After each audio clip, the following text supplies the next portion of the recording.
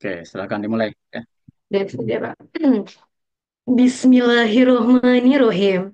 Assalamualaikum warahmatullahi wabarakatuh. Yang kami hormati, Bapak Profesor Dr. Dodi Devianto, selaku Kepala Departemen Matematika dan Sains Data, Universitas Andalas. Yang kami hormati, Bapak Ibu dosen pengampu mata kuliah Metode Numerik, Departemen Matematika dan Sains Data, Universitas Andalas. Yang kami hormati, Uda Rizky Kurniawan MSI, selaku pemateri webinar kita pada hari ini. Serta yang teristimewa, seluruh peserta webinar yang berbahagia. Dengan mengucapkan puji syukur kepada Tuhan Yang Maha Kuasa, acara pembukaan webinar praktisi mengajar Sabtu 14 Juni 2025 dimulai.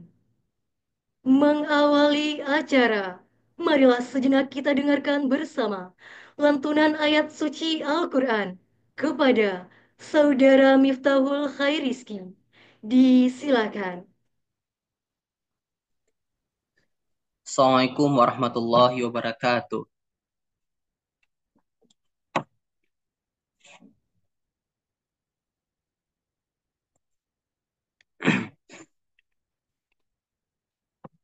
A'udzu billahi minasy syaithanir rajim.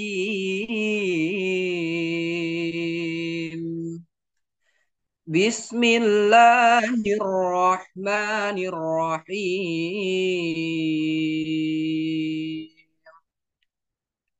Ya ayyuhan nasu a'budu rabbakumul ladzi khalaqakum walladzina min qablikum la'allakum tattaqun.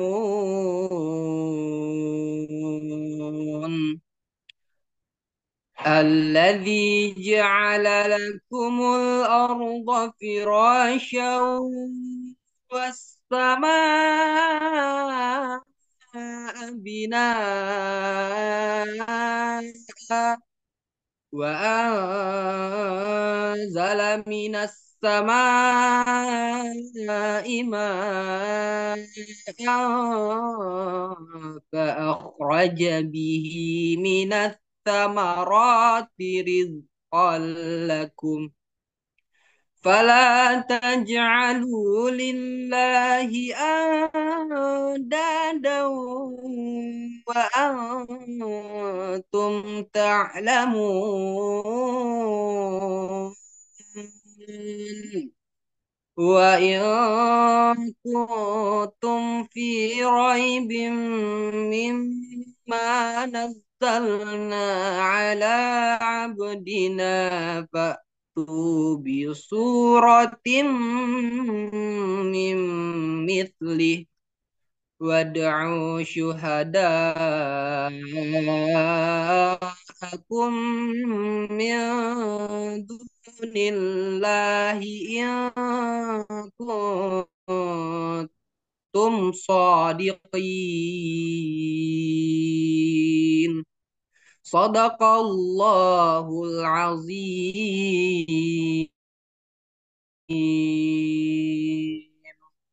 Assalamualaikum warahmatullahi wabarakatuh. Menyanyikan lagu kebangsaan Indonesia Raya dan totalitas perjuangan.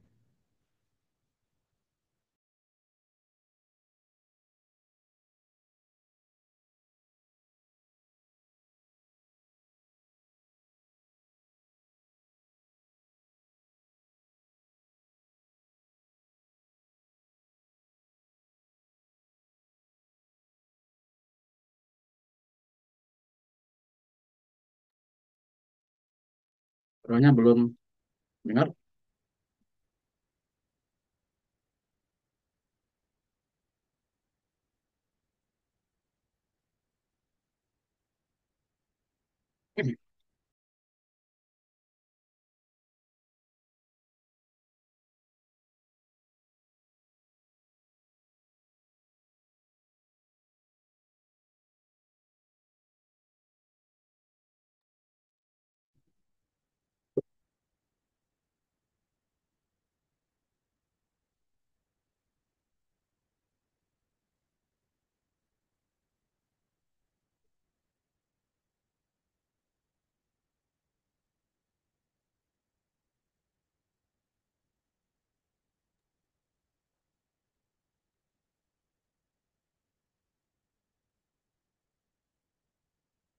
Persiapan di ininya.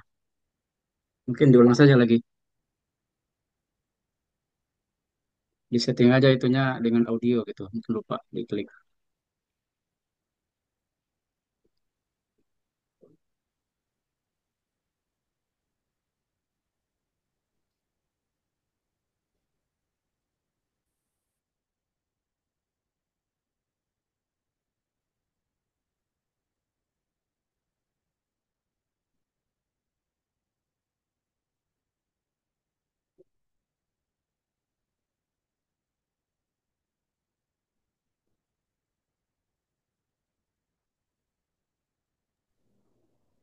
Kata sambutan dari dosen pengampu mata kuliah metode numerik kepada Bapak Budi Rudianto MSI. Disilakan. Terima kasih. A'udzubillahiminasyaitonirrajim. Bismillahirrahmanirrahim. Assalamualaikum warahmatullahi wabarakatuh. Selamat siang, Pak Profesor Dodi Devianto selaku Ketua Departemen Matematika dan Sains Data FMIPA Universitas Andalas. Ada dua dosen pengampu yang lain, Ibu Dr. Susila Bahri dan Bapak Dr. Mahdifan Syofan yang sekaligus Direktur Pendidikan di Universitas Andalas. Selamat datang. Kita panggil Buya Ustadz Rizky Kurniawan ini. Meskipun peneliti di BRIN, kayaknya kenal Bapak ya, Rizky. Terima kasih atas kesediaannya yang kemarin juga baru sudah S2 di ITB. Eh, Khususnya lagi mahasiswa mata kuliah metode numerik. Bersyukur hari ini kita kepada Allah diberi kesempatan untuk belajar dan semoga senantiasa menjadi manusia pembelajar yang tak kenal lelah gitu ya. Salawat beriring salam kita sampaikan kepada junjungan alam Nabi Allah Muhammad Sallallahu Alaihi Wasallam. Metode numerik ini mata kuliah yang sangat menarik karena kita belajar bagaimana mendekati satu fenomena alam baik yang di luar maupun yang di dalam diri sebetulnya gitu ya. Mungkin nanti Pak Rizky akan menjelaskan praktisnya ya, aplikasi-aplikasi dan mungkin sangat banyak juga metode-metode pendekatannya baik di sistem yang linear maupun non-linear. Kemudian di mata kuliah ini Pak Rizky kita juga ada praktikum yang diambil nilainya 20% gitu ya. Kita menggunakan MATLAB, mungkin nanti ada eh, aplikasi-aplikasi lain yang mungkin bisa direkomendasikan dari Pak Rizky selain ide-ide riset gitu ya. Siapa tahu nanti kita bisa kolaborasi antara BRIN dengan Departemen Matematika dan Sains Data dan anak-anak bisa mahasiswa bisa termotivasi semuanya ya. Jadi sekali lagi kami sampaikan terima kasih yang sebesar-besarnya buat Pak Rizky Kurniawan. Syukran jazakumullah atas kesediaannya berbagi ilmu dan mudah-mudahan memantik semangat belajar khususnya mahasiswa mata kuliah metode numerik. Dan ini baru pertama Pak Mandifan ya, Bu Susila Bahri, kita melakukan praktisi mengajar. Mudah-mudahan menjadi stimulan positif buat mata kuliah-mata kuliah yang lainnya. Demikian kami sekali lagi terima kasih kepada semua Bapak Ibu dosen, kemudian mahasiswa yang menjadi panitia dan mudah-mudahan jadi amal soleh kita semua yang jariah. Mudah-mudahan ini jadi refresh kita menjelang ujian akhir semester juga. Terima kasih, mohon maaf lahir batin. Assalamualaikum warahmatullahi wabarakatuh. Waalaikumsalam Waalaikumsalam warahmatullahi wabarakatuh. warahmatullahi wabarakatuh. Kata sambutan dari Kepala Departemen Matematika dan Sains Data sekaligus membuka acara secara resmi kepada Bapak Profesor Dr. Dodi Devianto. Baik, terima kasih. Assalamualaikum warahmatullahi wabarakatuh. Bapak Ibu Warahmatullahi wabarakatuh. sekalian, Bapak Ibu sekalian, pertama-tama syukur alhamdulillah kita pada hari ini akhirnya bisa mengangkatkan kegiatan praktisi mengajar dalam webinar ini dan kami dari departemen mengucapkan terima kasih atas inisiasi ini yang telah dimulai dari mata kuliah metode numerik dengan pengampu Bapak Budi Rudianto, Bu Susila Bahri, serta Pak Marifan Sahwan. Terima kasih Bapak dan Ibu yang menginisiasi kegiatan ini. Mudah-mudahan tadi seperti yang disampaikan Pak Budi juga, kita dapat menginisiasi lagi dari mata kuliah lain yang sangat potensial. Bagaimanapun juga kegiatan praktisi mengajarnya adalah sebagai salah satu bentuk kita memperkenalkan materi-materi ini pada taraf praktis ya. Dalam hal ini kita juga ucapkan terima kasih pada alumni kita Bapak Rizky Kurniawan yang bersedia berbagi ilmu dalam hal ini berbagai fenomena alam untuk gelombang dangkal ya dalam metode numerik. Nah, ini mungkin bisa menjadi stimulan juga kita bagi mungkin mahasiswa-mahasiswa kita yang berencana melakukan penelitian dan tugas akhir. Barangkali ini adalah materi yang menarik dan dapat kita jadikan sebagai langkah kita untuk melakukan riset ke depan. Baik, dalam kesempatan ini mudah-mudahan acara kita dapat berjalan lancar dan kita dapat menimba ilmu yang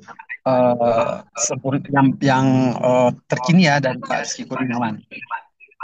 Maka dengan ini karena kita diminta membuka acara dengan mengucapkan alhamdulillah, dengan mengucapkan bismillahirrahmanirrahim, kita buka acara webinar kita pada hari ini secara resmi. Assalamualaikum warahmatullahi wabarakatuh. Assalamualaikum warahmatullahi wabarakatuh.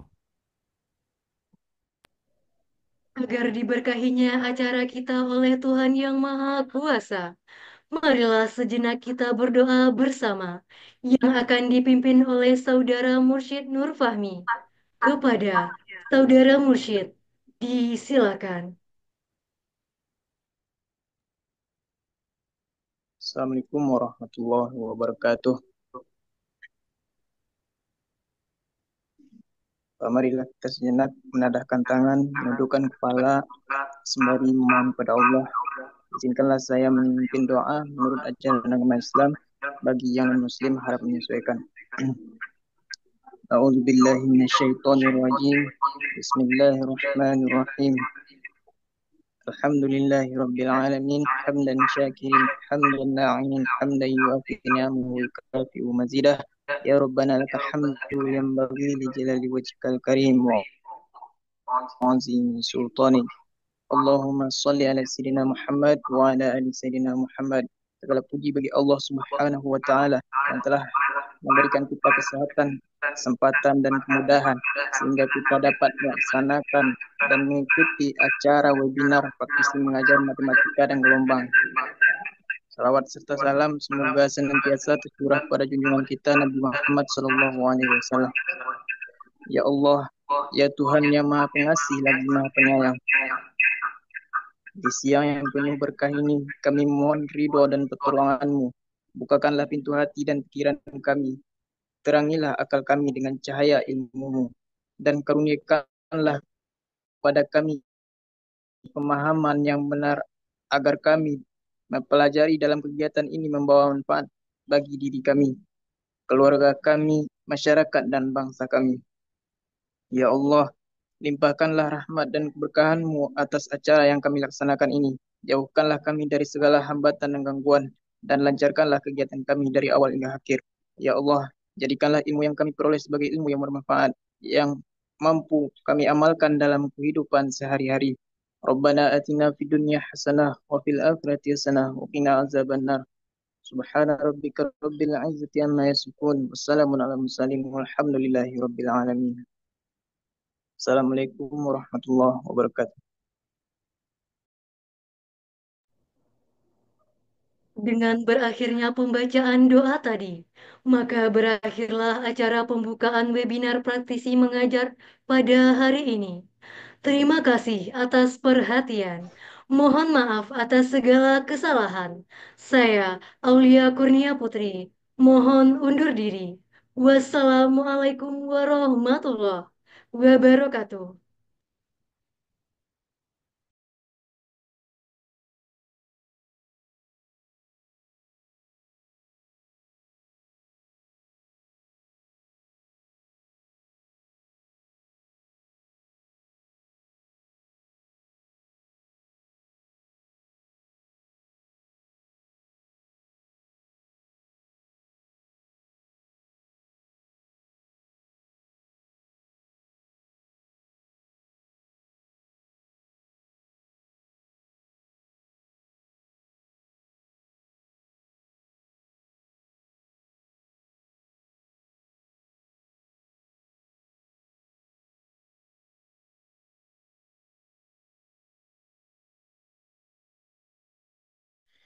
Oke, baik. Assalamualaikum warahmatullahi wabarakatuh.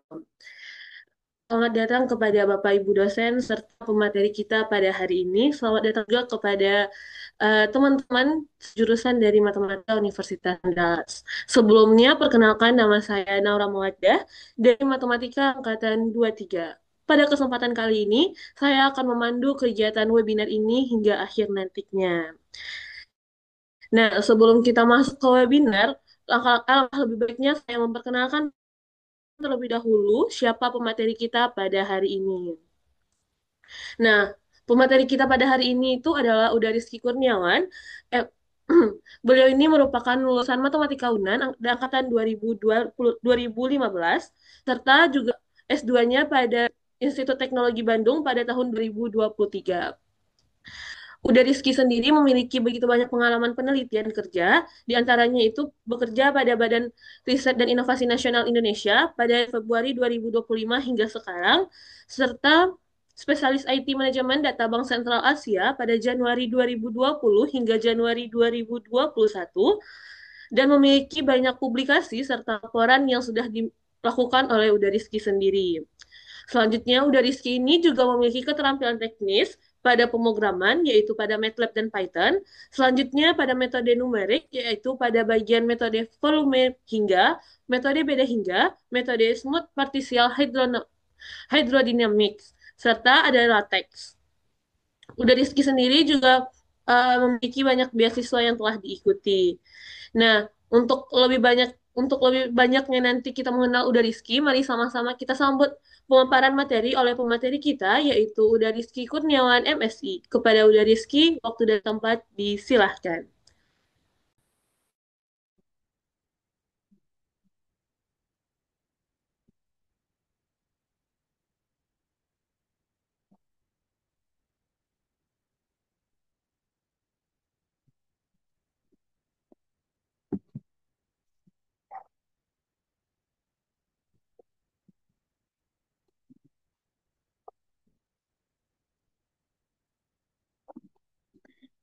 Baik, Assalamualaikum warahmatullahi wabarakatuh.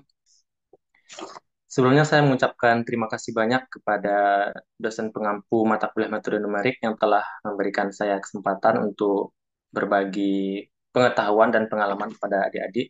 Terima kasih kepada Pak Budi Rudianto, Pak Mahdi Syafwan, dan Bu Susila Bahari. Pada kesempatan kali ini saya akan berbagi pengetahuan mengenai matematika dan gelombang, yaitu yang saya bahas sekarang mengenai simulasi berbagai fenomena aliran dangkal.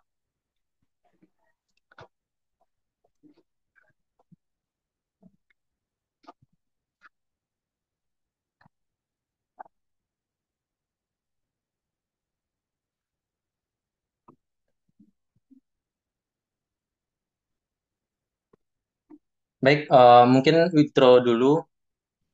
Eh, Fenomena alam yang ada di bumi ini, baik yang ada di darat, laut, maupun udara, semuanya tidak lepas dari matematika. Jadi kita sebagai matematikawan itu perlu mengambil peran dalam eh, pengembangan ilmu pengetahuan yang ada di bumi ini. Kita matematikawan dapat bekerja sama dengan orang-orang teknik untuk menciptakan riset yang lebih baik ke depannya. Nah, khususnya pada mekanika fluida, bidang mekanika fluida itu biasanya diselesaikan dengan cara eksperimental ataupun secara analitik. Eksperimental lab mempunyai kekurangan seperti biaya yang mahal dan juga waktu yang butuh banyak. Selain itu, untuk secara pendekatan kedua seperti analitikal itu untuk beberapa kasus akan cukup sulit untuk diselesaikan. Maka hadirlah solusi yang lain, yaitu yang namanya Computational Fluid Dynamics atau CFD. CFD ini merupakan bidang yang menyelesaikan masalah aliran fluida dengan menggunakan komputer dan matematika. Fluida di sini seperti transport massa dan juga transport panas. Ada beberapa komponen penting dari CFD, yaitu yang pertama, modal matematika. Jadi biasanya berbentuk sistem persamaan diferensial. Modal matematika yang paling banyak digunakan yaitu adalah persamaan Navier-Stokes. Namun masalahnya persamaan Navier-Stokes ini uh, cukup sulit diselesaikan baik secara analitik maupun secara numerik. Namun kelebihannya Navier-Stokes ini cukup komplit dalam memodelkan berbagai masalah. Lalu selain modal matematika, ada komponen penting lagi yaitu metode numerik. Nah, jadi yang tadi ada modal persamaannya, nah sekarang metode numerik untuk menyelesaikan modal tersebut. Secara garis besar, metode numerik bisa kita bagi menjadi dua, yaitu yang berbasis grid dan berbasis partikel. Nah, berbasis grid ini artinya domain domain komputasi kita atau domain riset kita diskritisasi uh, menjadi grid-grid seperti jaring-jaring. Beberapa contoh metode berbasis grid yaitu seperti metode bedah hingga, ada metode volume hingga atau finite volume, ada finite element atau elemen hingga, dan juga beberapa metode lainnya. Sedangkan metode komputasi berbasis partikel, domain kita diskritisasi menjadi sekumpulan partikel-partikel kecil. Nah, nanti partikel-partikel itu bisa bergerak leluasa, jadi tidak terikat oleh grid-grid. Beberapa contoh metode berbasis partikel yaitu seperti Smooth Particle Hydrodynamic atau SPH, ada juga metode lain seperti Moving Particle Semi-Implicit atau MPS, dan juga ada banyak metode yang lain. Metode-metode numerik ini mempunyai kelebihan dan kekurangan masing-masing. Jadi tidak bisa satu metode bisa untuk semua model dan semua masalah. Jadi ada beberapa model yang cocok dengan metode apa, ada beberapa masalah yang bisa diselesaikan secara akurat dengan model ini, namun komputasinya berat. Nah, seperti itu. Jadi ada kelebihan dan kekurangan masing-masing. Selain model matematika dan metode numerik, ada juga software dan pemrograman. Nah, jadi pemrograman seperti MATLAB atau Python di sini berbeda dengan metode numerik ya. Kalau metode numerik itu konsep untuk mendiskritisasi domain kita, sedangkan programming di sini bahasa pemrograman atau kemampuan kita memanfaatkan komputer untuk menggunakan metode numerik dalam menyelesaikan model matematika tadi. Selain programming, ada juga software yang sudah jadi, yang sudah banyak digunakan. Ada juga yang open source seperti OpenFOAM. Ada juga beberapa software lain seperti Flow 3D Hydro, ada LS Dyna, Dual S Physics, dan juga ada sangat banyak metode software-software yang lainnya yang baik itu dikembangkan oleh universitas-universitas di dunia maupun oleh lembaga-lembaga riset. Nah, untuk penerapan CFD sendiri sangat-sangat luas. Itu tidak hanya mengenai fluida dan juga aliran air, namun juga ada di bidang penerbangan seperti desain sayap pesawat, Jadi mendesain bagaimana agar uh, pesawatnya lebih efisien, misalnya melihat aliran udaranya atau gaya angkatnya dan lain-lain. Ada juga di sini fenomena bird strike, lalu penerapan yang lain seperti simulasi banjir dan tsunami, dan juga ada industri otomotif, dan juga prediksi cuaca, dan juga film animasi.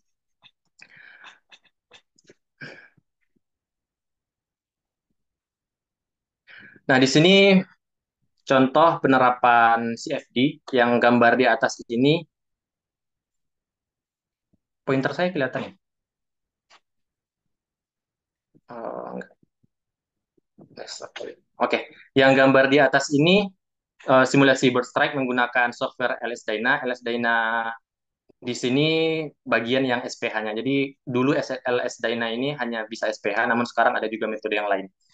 Nah, jadi kalau kalian pernah mendengar berita dulu baru-baru ini pernah pesawat Korean Airlines atau apa pokoknya pesawat Korea eh, saat mau landing itu menabrak dinding lalu kecelakaan, itu kabarnya disebabkan oleh bird strike. Jadi bird strike ini burung di atas saat pesawatnya di atas baling badan pesawatnya ditabrak oleh burung.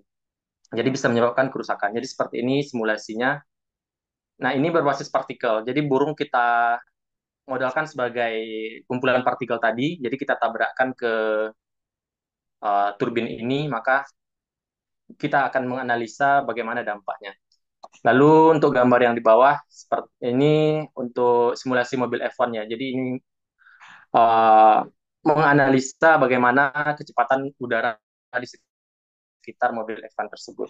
Ini menggunakan software OpenFOAM. Nah, lalu kita persempitkan perhatian kita pada aliran dangkal. Jadi kalau tadi CFD sangat luas, nah kita ambil bagian sempitnya yaitu aliran dangkal. Aliran dangkal ini tidak harus air, bisa juga berupa magma mungkin atau uh, tanah dan juga yang lain-lain. Ada beberapa asumsi untuk kita bisa menyelesaikan dengan konsep aliran dangkal, yaitu yang pertama viskositas kita abaikan. Viskositas ini seperti bisa kita anggap sebagai kekentalan lah. Jadi kalau kita abaikan viskositas, persamaan Navier-Stokes tadi bisa kita sempitkan menjadi persamaan Euler. Lalu untuk kedalaman itu sangat jauh lebih kecil daripada panjang gelombang. Biasanya kecil dari 1/20. Jadi misalnya kedalamannya 20 meter, panjang gelombangnya, kedalamannya 1 meter, panjang gelombangnya 20 meter, atau lebih kecil dari itu boleh. Lalu kecepatan vertikal jauh lebih kecil daripada kecepatan horizontal. Jadi kecepatan vertikal biasanya dapat diabaikan. Lalu asumsi yang lain yaitu aliran diatur oleh tekanan hidrostatik. Nah, untuk model matematika aliran dangkal sendiri ada namanya persamaan Saint-Venant atau nama lainnya persamaan air dangkal atau kalau dalam bahasa Inggris shallow water equation. Selain SWE, ada juga persamaan Bustines namanya. Nah, beberapa contoh aliran dangkal yaitu aliran Dambrick. Jadi kalau ada bendungan pecah, air yang ada di kolom atas akan jatuh ke kolom bawah menciptakan banjir seperti itu. Contoh lainnya juga ada gelombang banjir dan juga tsunami dekat pantai.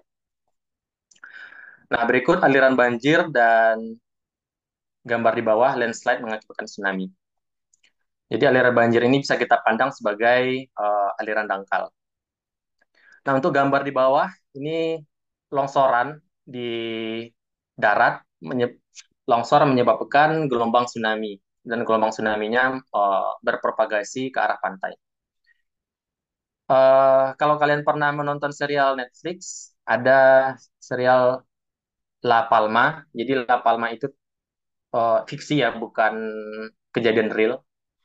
Jadi ada pulau negara Spanyol di dekat Afrika. Tahu nggak?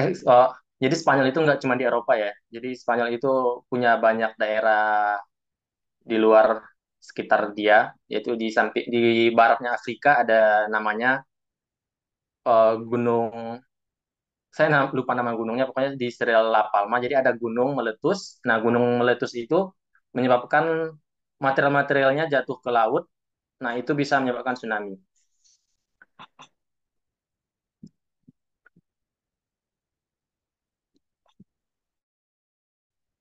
Nah, kita masuk kepada model matematika. Pertama, kita perkenalkan dulu sistem air dangkal.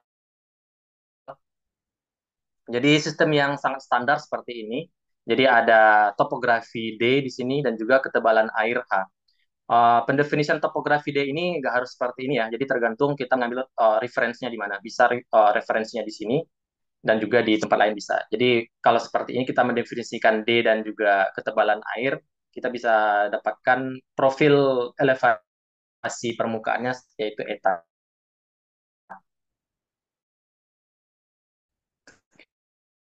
Ini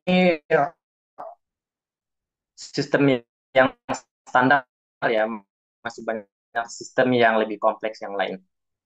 Nah, untuk penurunan SW sendiri ada berbagai pendekatan. Pertama dari persamaan Euler, jadi dari SWE, keseimbangan momentum. Keseimbangan massa ini bisa direpresentasikan sebagai, bisa dibayangkan sebagai, so, misalnya air yang mengalir, air itu nggak akan hilang. Jadi kalau dia bertransport dari posisi A ke posisi B, airnya segitu juga gitu, nggak ada yang hilang tiba-tiba. Sedangkan keseimbangan momentum ini diambil dari hukum Newton 2. Berikut persamaan SWE dalam bentuk dua dimensi. Jadi ada tiga persamaan ya. Persamaan pertama ini namanya konservasi massa atau kontinuitas. Jadi ini yang saya bilang tadi, sesuatu itu nggak akan hilang percuma gitu. Nggak. Atau ya, dan juga persamaan kedua dan ketiganya adalah persamaan kesetimbangan momentum. Ini dari konservasi energi. Nah, jadi persamaan kedua ini momentum arah sumbu X, arah sumbu X seperti ini, arah horizontal X. Sedangkan persamaan ketiga horizontal Y. Jadi sama-sama horizontal ya. Jadi di sini nggak ada bahasan vertikalnya, tapi horizontal X dan horizontal Y. Nah, kalau kita lihat di sini kecepatan U dan V itu, U kecepatan arah X, V kecepatan arah Y. Ini bisa saya namakan depth, ya biasa dinamakan depth average velocity. Jadi kecepatan rata-rata kedalaman. Jadi bukan kecepatan di permukaan, bukan juga kecepatan di dasar, bukan juga kecepatan di tengah, tapi U itu adalah kecepatan rata-rata sepanjang sumbu vertikal. Jadi dirata-ratakan. Lalu ada juga suku gaya gesek dan juga parameter percepatan gravitasi. Jadi ada banyak variasi SWE. Yang tadi SWE asalnya. Nah, yang pertama ada SWE yang paling sederhana, SWE linear. Mungkin nanti kalian bisa jawab sendiri. Ini namanya SWE non-linear. Kenapa disebut non-linear? Sedangkan ini SWE linear. Kenapa disebut linear gitu? Bisa kalian jawab sendiri nanti dengan belajar pengantar persamaan diferensial parsial atau yang lain.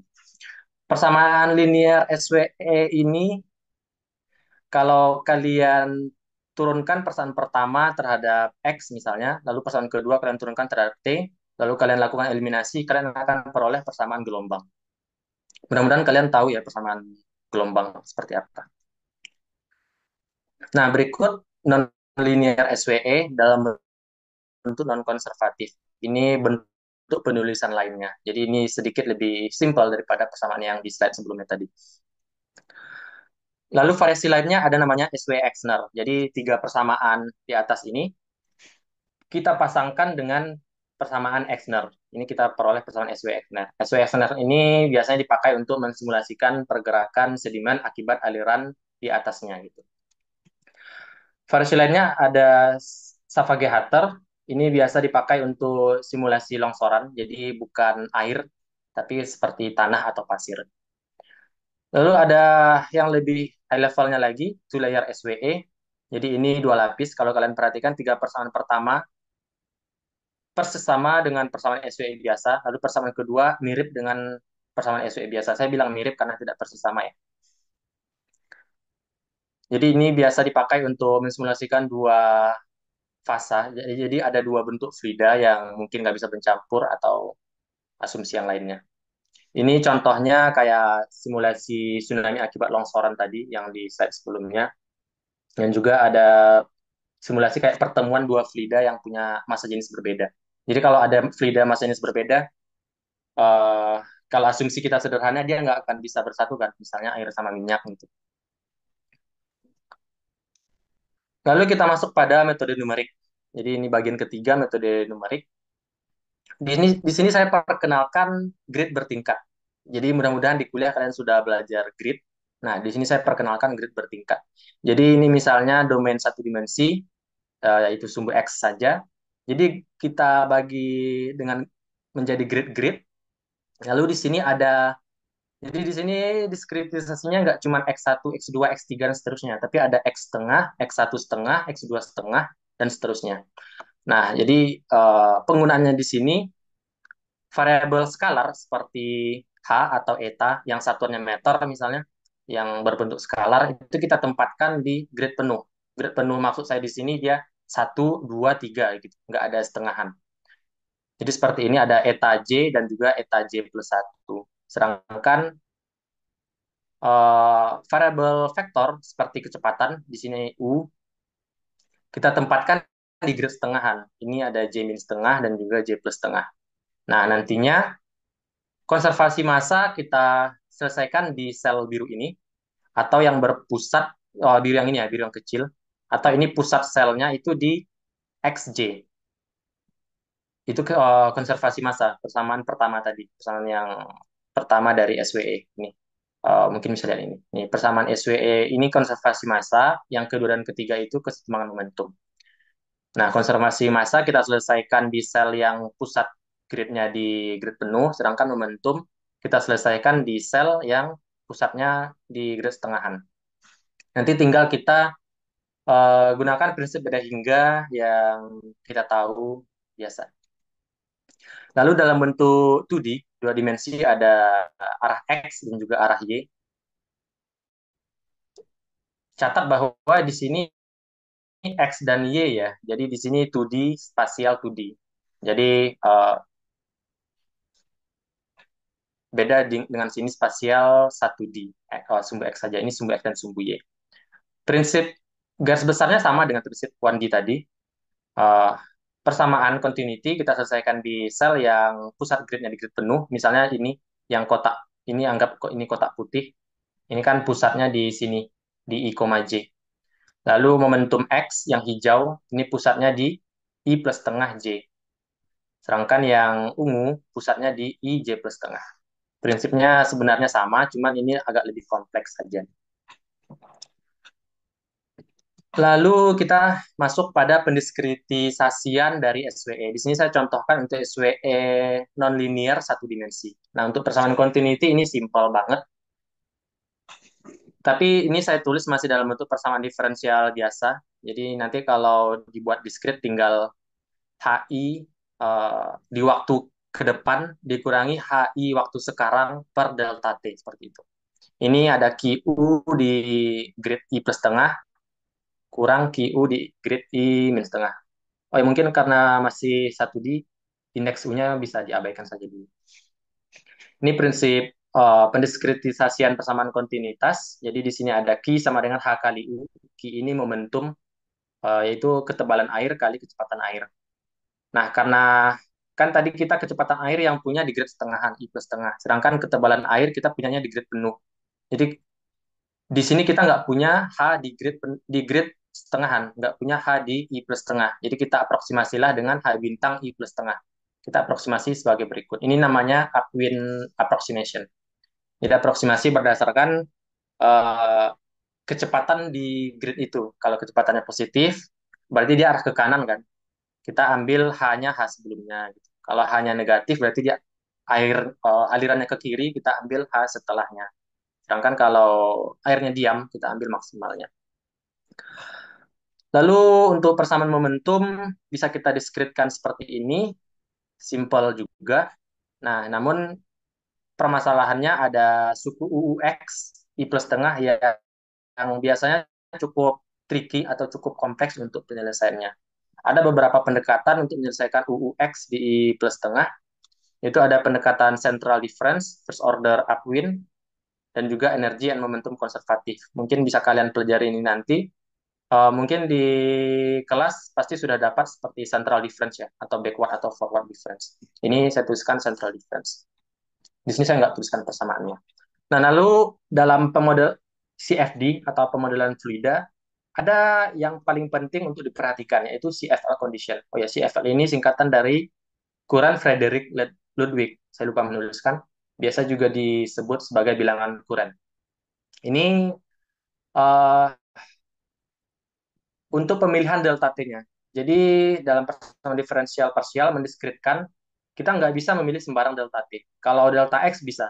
Jadi bisa memilih delta X yang lebar atau yang sempit tergantung akurasi yang diperlukan. Nah, kalau untuk delta T nggak bisa sembarang. Dia harus memenuhi persamaan CFL. Persamaan CFL ini beda model, beda lagi CFL-nya. Namun untuk SWE sederhana bisa diformulasikan seperti ini persamaan CFL-nya. Jadi nanti kita akan pilih delta E kecil sama delta X per akar GH0. Gitu. GH0 ini kedalaman maksimum. Oh ya, konsekuensinya kalau kondisi CFL nggak terpenuhi, simulasi kita tidak akan stabil. Tidak stabil maksudnya di sini, dia akan kemana-mana. Solusinya bisa menuju tak hingga. Jadi nggak mungkin kan ketebalan airnya tak hingga. Gitu. Lalu bagian yang perlu diperhatikan lagi yaitu boundary condition atau kondisi batas.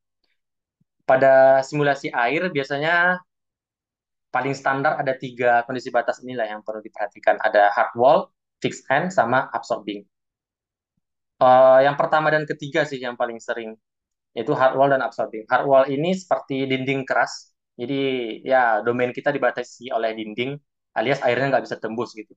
Sedangkan absorbing sebaliknya, airnya bisa tembus. Biasanya hard wall kalau domain kita tertutup ya, sedangkan absorbing kalau domainnya terbuka. Jadi kita mau perhatikan di domain sempit saja, lalu kita alirkan terus keluar airnya, kita pakai absorbing seperti itu. Lalu ada juga perlu diperhatikan namanya wet dry procedure. Jadi di sini kesetimbangan momentum itu kita hitung hanya kalau kecepatan kita hitung hanya kalau ketebalannya positif. Jadi kalau ketebalannya nol, tidak punya ketebalan, kita tidak bisa menghitung kecepatan. Ini H bintang I plus setengah besar dari nol ini biasanya dipermudah kita buat suatu bilangan threshold gitu. Misalnya misalnya 0,0001. Jadi kalau ketebalan airnya kurang dari 0,001, kita nggak perlu menghitung kecepatan seperti itu. Kalau kita hitung malah metode numerik kita bisa kacau. Di sini saya ringkaskan flowchart untuk penggunaan metode numerik badai hingga pada grid bertingkat untuk menyelesaikan SWE. Jadi awalnya seperti biasa kita definisikan domain, waktu akhir simulasi, topografi, ketebalan awal, kecepatan awal. Oh ya, ini untuk topografi yang lainnya. Lalu seperti biasa ya, dalam metode numerik kita diskritkan domainnya dan juga diskritkan waktunya dengan memperhatikan kondisi kurang tadi. Lalu untuk setiap waktu diskrit kita hitung H, lalu kita update eta, eta ini elevasi permukaan, lalu kita hitung U dan V. Lalu kita terapkan kondisi batas yang tadi kalau nggak hard wall, absorbing. Hard wall itu biasanya di set U dan V-nya 0. Lalu ini kita lakukan berulang sampai T besar, sampai selesai waktunya. Ini secara garis besar flowchart-nya. Nah, baik kita masuk pada beberapa contoh simulasi aliran dangkal. Di sini contoh pertama saya berikan, ini contoh yang masih sangat sederhana, transmitted and reflected waves. Ini memakai persamaan SWE half linear. Jadi tadi kan saya ada memberikan persamaan SWE linear dan juga non linear. Ini tidak pakai non linear, tapi pakai half linear. Alias persamaan kontinuitasnya linear, tapi persamaan kontinuitasnya non linear, tapi kesetimbangan momentumnya linear seperti itu.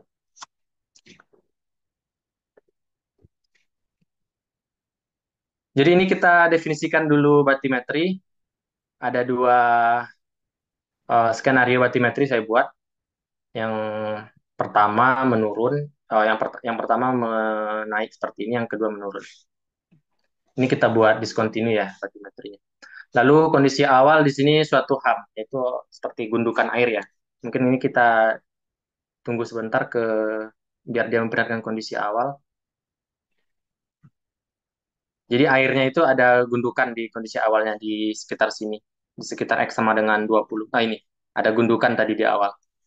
Lalu kalau kita lakukan simulasi numerik, ya kita perhatikan dulu absorbing boundary-nya ya. Sorry, boundary condition-nya ya. Jadi boundary condition yang saya pakai di sini adalah absorbing di kedua ujung. Jadi kalau kalian perhatikan airnya ini ke kiri dia mengalir terus, ke kanan dia mengalir terus. Baik yang gambar atas maupun bawah. Jadi nggak ada pantulan. Kalau hard wall itu akan ada pantulan. Jadi kalau kalian perhatikan tadi, saya ulangi aja. Kalau kalian perhatikan video animasinya ini, HAM ini akan terpecah menjadi dua. Satu ke kiri, satu ke kanan. Itu kalau kalian pernah dengar, ini namanya solusi... Oh, sorry. Oh ya, nanti... Jadi HAM-nya tadi akan terpecah menjadi dua, satu ke kiri, satu ke kanan.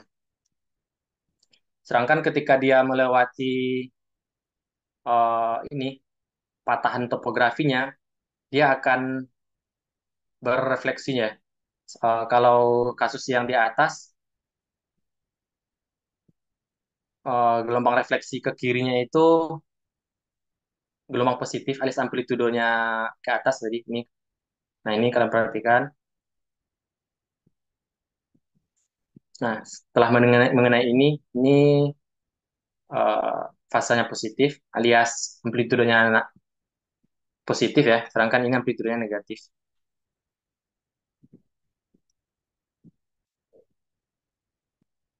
Lalu ini saya definisikan barometernya seperti ini. Jadi ada di sini dalam dan di sini dangkal. Ini kita buat transisi. Nah, ini namanya shoaling effect. Jadi eh, air dari tengah laut menuju pantai, kalau dia dasarnya menjadi dangkal, amplitudenya akan bertambah. Ini kalau kalian perhatikan amplitudo di sini awalnya seperti ini. Setelah mengenai bagian dangkal, dia amplitudenya bertambah. Boundary condition-nya ini sebelah kiri diberikan kecepatan, sedangkan sebelah kanan dibuat absorbing, dibuat menyerap. Nah, kalau dihitung amplitudo di sekitar pantai dan juga di laut, ini memenuhi wave shoaling coefficient seperti ini. Nah, dua simulasi pertama ini masih menggunakan half linear SWE. Oh ya, simulasi ketiga running up and down juga masih menggunakan half linear SWE. Di sini kita buat barometer seperti ini miring dan juga di sini rata. Dan kondisi awalnya ini seperti kosinus gitu.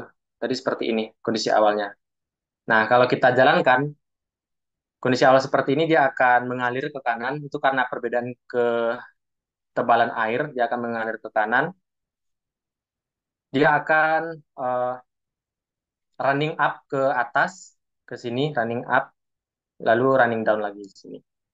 Nah, konsep yang penting dipakai di sini adalah wet dry procedure tadi. Jadi di bagian sini ini kita istilahkan dengan dry area. Jadi di sini area kering alias tidak ada air gitu. Ketebalan airnya nol, sedangkan di sini area basah. Ketebalan airnya lebih besar daripada threshold. Jadi di sini kita tidak boleh menghitung kecepatan air.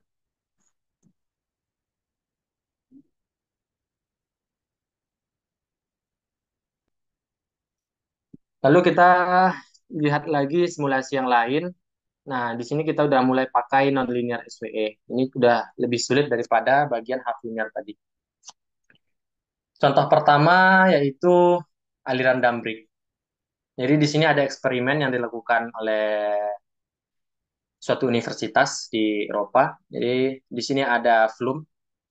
Jadi di sini kolom air ketinggiannya 0,4 meter. Di sini area banjirnya. Di sini tidak kering banget ya, tapi ada 0,02 meter ketinggian airnya. Lalu ini ada damnya, bendungan, lalu di tengah-tengah nanti akan dibuka gitu. Di tengah-tengah, bagian di tengahnya ini dibuka. Lalu di sini dibuat obstacle. Lalu untuk yang G1 sampai G6 yang merah-merah ini merupakan titik pengukuran ketinggian airnya. Jadi kalau kita lakukan simulasi menggunakan model nonlinear SWE dan juga metode numerik seperti yang tadi, kita akan peroleh aliran seperti berikut. Jadi aliran dari kolom airnya akan mengalir ke bawah, akan menabrak obstacle. Lalu di sini juga kebetulan di pinggir-pinggir sini dibuat miring, jadi dia akan run up sedikit gitu. Nah, untuk di ujung ini kita buat absorbing saja biar nggak usah memantul. Jadi di sini kita akan menganalisa ketinggian air di beberapa titik di sini. Lalu kita akan bandingkan dengan hasil pengukuran dari eksperimen lab tadi. Contoh lainnya yaitu ini avalanches atau longsoran, seperti longsoran tanah atau pasir. Jadi di sini ada bidang miring yang tidak bisa longsor, yang hitamnya, sedangkan yang birunya adalah longsoran tanah. Ini kita pakai model Savage-Hatter. Savage-Hatter ini agak lebih susah daripada SWE karena koordinat yang dipakai bukan koordinat biasa, bukan koordinat X, Y biasa yang kita tahu. Ini bisa kita analisa bagaimana sih profil longsoran. Ini saya buat contoh bentuk granular awalnya itu beda, yang pertama, yang satunya segitiga, yang satunya lagi setengah lingkaran. Lalu kita bisa menganalisa gimana sih bedanya gitu. Di sini juga ada beberapa parameter yang penting seperti gesekan dengan bidang miring ini. Bisa juga nanti kita analisa pengaruh gesekannya. Jadi kalau gesekannya segini, profil longsoran di akhir waktu seperti ini gitu. Contoh ketiga di sini ada sedimen transport. Nah, seperti saya bilang tadi, sedimen transport di sini memakai SW Exner. Jadi di sini asumsinya pergerakan pasir di sini ada pasir yang warna coklat, dia bergerak karena aliran air di atasnya. Jadi di sini pengaruhnya kayak satu arah gitu. Air mempengaruhi pasir, pasir nggak mempengaruhi air seperti itu. Ini kita pakai model SW Exner, masih pakai case Dambrick juga. Jadi di sini airnya mengalir, di bawahnya sedimennya bisa bergerak seperti ini. Jadi akan terbentuk erosi di sekitar dinding dam dan juga akan terbentuk sedimentasi di sekitar pinggir-pinggir dam. Ini karena memantul kan. Jadi, tadi airnya mengalir deras ke sini, menyebabkan terkikis di sebelah sini. Lalu di pinggir-pinggirnya airnya memantul karena di sini kita buat hard wall. Lalu akan ada pengendapan di sekitar sini dan di sekitar sini. Untuk ujungnya kita buat absorbing saja, mengalir ke kanan bebas. Aplikasi lainnya ada namanya exchange flow. Jadi exchange flow ini ada dua laut air ya, ya bisa juga laut lah. Air di sini dan juga air di sini, massa jenisnya berbeda, tapi nggak terlalu berbeda banget kayak air dan minyak. Masih sama-sama air, tapi berbeda sedikit gitu massa jenisnya. Kalau kita mengasumsikan kedua air itu tidak bisa bercampur, lalu dan juga air yang atas kita buat mengalir ke kanan, air bawah kita buat mengalir ke kiri, lalu di sini ada gundukan. Gimana sih interface yang terbentuk gitu? Interface maksudnya ini antar muka kedua lapisan. Bagaimana interface-nya? Exchange flow ini terkait erat dengan gelombang internal. Kalau kalian pernah dengar berita tahun 2021 kapal selam KRI Nanggala tenggelam di Laut Bali, itu gelombang itu diyakini terkait dengan disebabkan oleh gelombang internal di Laut Bali. Nah, gelombang internal terkait dengan exchange flow. Jadi di sini ada dua laut yang mengalir berlawanan arah, bertemu mengenai seal, akan terbentuk interface seperti ini. Interface di dalam laut. Interface ini singkat cerita bisa menyebabkan gelombang internal. Gelombang internal itu gelombang yang ada di dalam laut. Biasanya gelombang itu di permukaan seperti ini. Nah, sekarang gelombang itu malah di dalam airnya gelombang. Gelombang internal ini dapat perhatian yang banyak karena dia nggak bisa dilihat, nggak bisa dideteksi. Beda sama gelombang permukaan yang bisa kita lihat dari pantai atau dari kapal misalnya. Kalau gelombang internal ini nggak bisa. Apalagi di dalam air itu kan airnya nggak dikasih warna kayak gini kan. Jadi kita nggak bisa lihat gelombang internal, tapi bisa menyebabkan masalah pada kapal selam. Ini saya ambil dari paper swastika tahun 2021. Nah, saya juga menerapkannya pada Selat Lombok ini. Jadi di sini ada Pulau Bali dan juga Pulau Lombok. Mereka dipisahkan oleh Selat Lombok. Di sini ada gunung laut atau gundukan atau bukit ya di bawah laut di dekat Nusa Penida dinamakan Nusa Penida Sil, dan juga di sini dilihat bagian tersempit dari dari Selat Lomboknya. Di sini bagian tersempitnya di Karangasem. Ini tadi Nusa Penida Sil, puncak gunung lautnya, sedangkan bagian tersempitnya di sini. Nah, bisa kita dapatkan profil dari exchange flow di uh, Selat Lombok. Di sini saya hanya tampilkan steady interface-nya, jadi nggak bergerak, nggak kayak yang gambar kiri. Kalau kalian perhatikan gambar kiri juga sebenarnya di sini ada garis putus-putus yang interface tidak bergerak. Saya juga mengerjakan uh, cara untuk mendapatkan interface yang putus-putus ini. Jadi kalau metode sebelumnya oleh Swastika itu hanya bagaimana mendapatkan animasi ini tanpa ada yang garis putus-putus ini. Garis putus-putus ini solusi analitik. Bedakan dengan solusi numerik ya. Jadi solusi analitik ini diperlukan untuk memvalidasi skema numeriknya. Lalu contoh lainnya kita lihat di sini ada longsoran bawah laut. Jadi longsorannya di dalam laut ya, nggak dari atas kayak di introduction tadi. Jadi di sini ada sedimen. Jadi dia longsor bisa menyebabkan gelombang di permukaan. Nah, kalau kita zoom in, gelombang permukaannya seperti ini. Bisa menyebabkan tsunami yang mengarah ke pantai. Bisa setinggi 10 meter lebih. Seperti itu.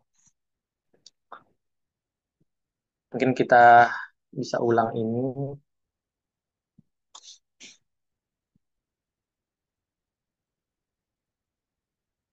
Jadi ini menggunakan model two layer ya. Ya, seperti ini. Di permukaannya akan terbentuk gelombang seperti ini. Jadi sebagian mengarah ke laut lepas, sebagian mengarah ke pantai, yang awalnya uh, fase negatif seperti ini, amplitudenya negatif ke bawah, gelombangnya ke bawah, jadi berevolusi jadi seperti ini, bisa menyebabkan tsunami mengarah ke pantai setinggi sekitar 10 meter. Lalu contoh kedua, kalau tadi satu dimensi hanya sumbu X, sekarang saya buat sumbu X dan juga sumbu Y. Jadi ada horizontal ke sini juga horizontal ke sana. Ini subaerial landslide, alias landslide-nya awalnya di udara, sorry, di atas ya, ya di udara, longsor mengenai air, lalu bisa menyebabkan gelombang tsunami seperti ini. Ini mirip dengan kasus di introduction tadi yang saya cerita tentang La Palma yang menyebabkan tsunami. Lalu contoh real lainnya ada simulasi tsunami Palu tahun 2018. Awalnya gempa ya. Awalnya gempa. Oh ya, kalau simulasi kalau tsunami Palu ini dia ada tiga kemungkinan yang diyakini sebagai penyebab tsunami-nya. Pertama karena pirogempa, kedua karena landslide, dan kemungkinan ketiga karena kedua-duanya. Nah, di sini penelitian Tarwidi ini hanya mengasumsikan tsunami-nya karena landslide. Landslide-nya di sini juga longsorannya nggak bisa berubah bentuk kayak gini. Ini kan longsorannya bergerak tuh. Jadi kita menggunakan two layer SWE. Jadi longsorannya kita hitung, airnya juga kita hitung. Nah, kalau Tarwidi di sini longsorannya nggak dihitung. Dia hanya longsorannya dianggap bergerak sendiri gitu, udah diatur sendiri gerakannya, jadi nggak perlu dihitung. Yang dihitung di sini hanya airnya. Tapi dia memakai model non hidrostatis, tapi dihampiri sebagai two layer SWE. Jadi two layer di sini dua airnya kedua lapisnya sama-sama air. Beda sama yang ini. Kalau yang ini kedua lapisnya, lapisan pertama itu sedimen, lapisan kedua air. Kalau di sini lapisan pertama dan keduanya sama-sama air. Jadi di sini ada longsoran menyebabkan tsunami yang merambat. Lalu di sini ada stasiun untuk pengukuran ketinggian gelombang permukaan pentolan. Jadi di sini diukur lalu dibandingkan dengan hasil simulasi. Berikut adalah perbandingan hasil simulasi dan juga hasil pengukuran di stasiun pentolan.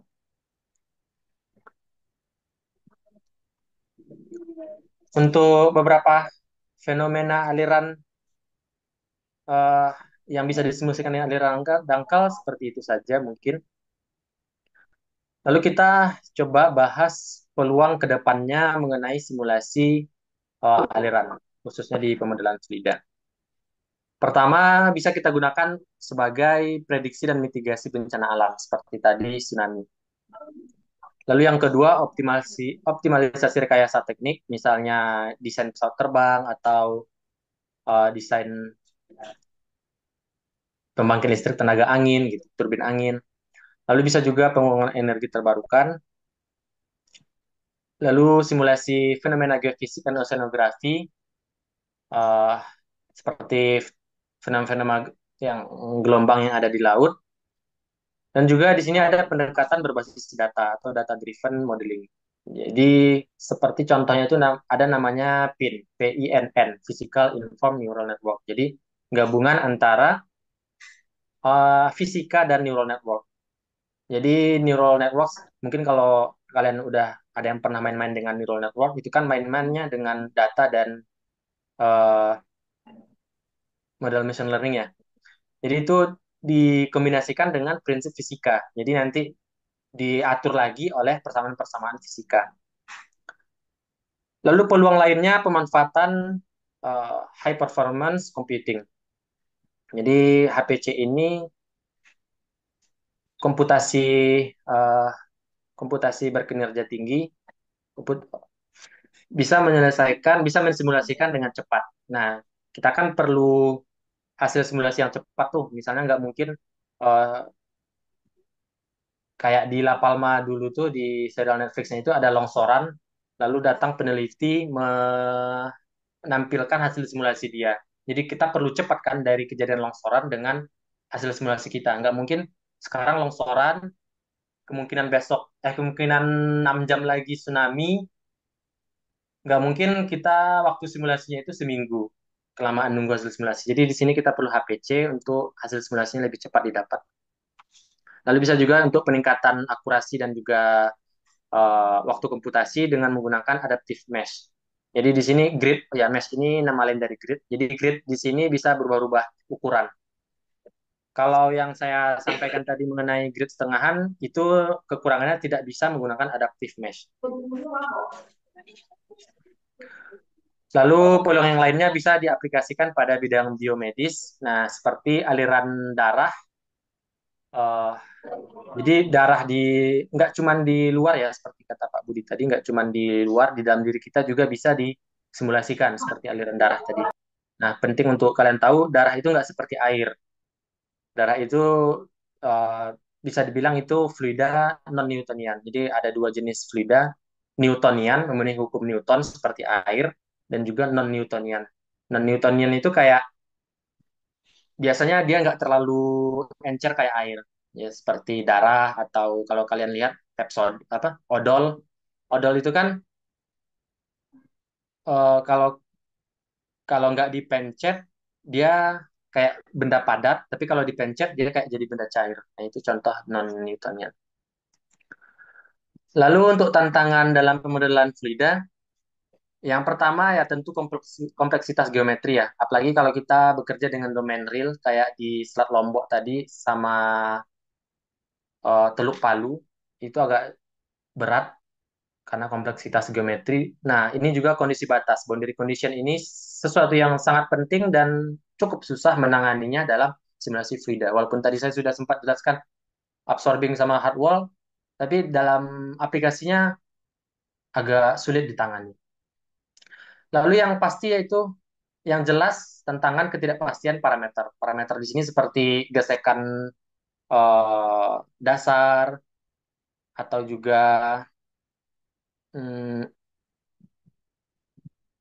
seperti kayak longsoran, parameter ukuran partikel, nah itu pengaruh.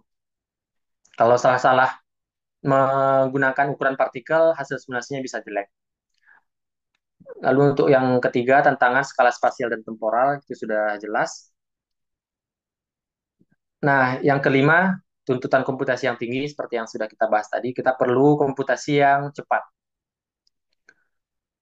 Lalu yang keenam, validasi dan verifikasi model. Nah, ini kita perlu hasil simulasi kita benar. Jadi kita perlu memvalidasi dengan hasil eksperimen lab atau kalau ada solusi analitik. Nah, yang ketujuh, model-model yang ada sangat-sangat kompleks itu sebaiknya kita reduksi biar dia lebih simpel, lebih mudah diselesaikan dan mudah dan lebih cepat. Namun mereduksinya juga harus perlu hati-hati agar akurasinya nggak terlalu hilang banyak. Dan juga model fisiknya kebanyakan susah ya untuk diselesaikan. Mungkin dari saya itu saja yang bisa saya sampaikan mengenai simulasi aliran dangkal. Dari tadi saya sampaikan pengenalan dinamika fluida komputasional agar kalian bisa paham, oh matematika itu ternyata bisa dimanfaatkan loh untuk mensimulasikan aliran atau fenomena, fenomena yang ada di dunia ini. Lalu ada juga model matematika yang biasa dipakai dan juga metode numerik, lalu contoh-contoh simulasi, dan juga terakhir saya sharing mengenai peluang dan tantangan ke depannya. Berikut eh, demikian dari saya dikembalikan kepada moderator. Baik, terima kasih kita ucapkan kepada Rizky Kurniawan. Selanjutnya kita masuk ke sesi diskusi. Sebelumnya izin bertanya udah untuk sesi diskusi sendiri, untuk sesi tanya jawabnya mau dikumpulkan dulu pertanyaannya atau langsung dijawab udah setelah ada yang bertanya. Eh, Satu-satu orang aja kali ya? Oh, oke, baik udah. Mungkin boleh kepada peserta seminar, kepada Bapak dan Ibu serta peserta seminar, bagi yang ingin bertanya boleh raise hand terlebih dahulu.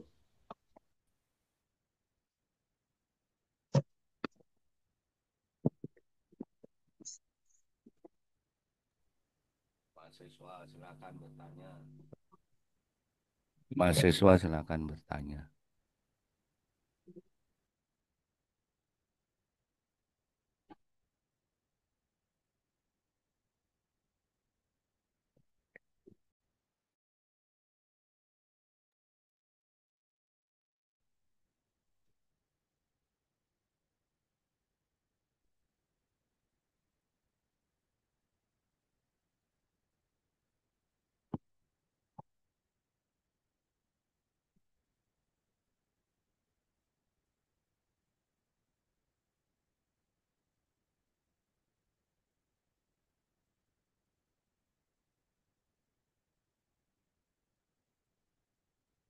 Assalamualaikum.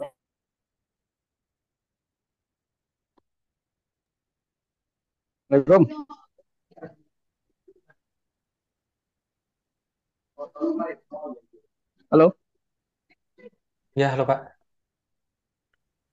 nggak ada yang nanya, mahasiswa.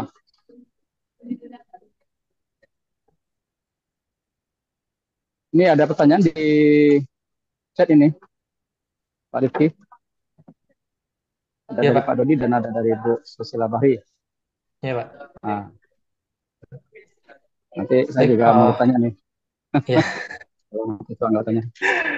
Untuk pertanyaan Pak Dodi sebenarnya saya nggak sepenuhnya menguasai Pak. Jadi eh ya pertama keunggulan diskretisasi fraksional dibanding model konvensional ya. Ya.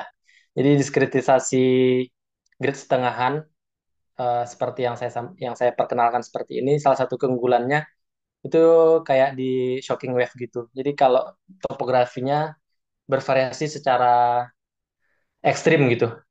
Jadi kalau kita pakai diskretisasi biasa, akan terbentuk osilasi palsu atau istilahnya apa? Saya lupa istilah osilasi palsu. Nah, kalau pakai diskretasi fraksional itu bisa diatasi. Itu karena kita menghitung kecepatan dan ketinggian airnya itu di tempat yang berbeda. Jadi bisa lebih eh, bisa lebih menguasai dari topografi yang bervariasi secara ekstrim tadi. Misalnya yang ada, misalnya, saya belum selesai. Misalnya kayak Damrik tadi. Ah,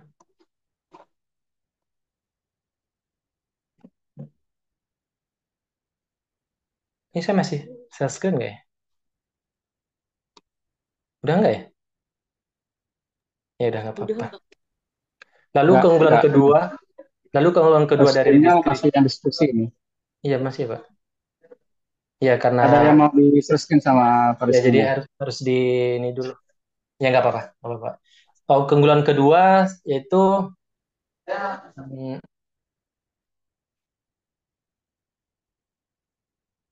apa ya? Sorry. Diskritisasi.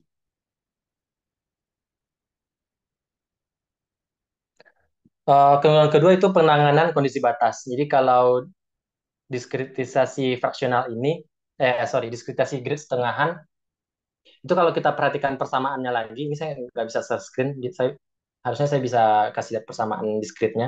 Itu kalau kita lihat persamaan diskritnya, itu kita hanya perlukan kondisi batas untuk salah satu variabel, U saja atau H saja gitu. Beda sama diskritisasi grid penuh, itu kita harus definisikan kondisi batas untuk semua variabel. Oh ya, ini nggak terlalu eksplisit sih, nggak terlalu kelihatan bagaimana diskritisasinya.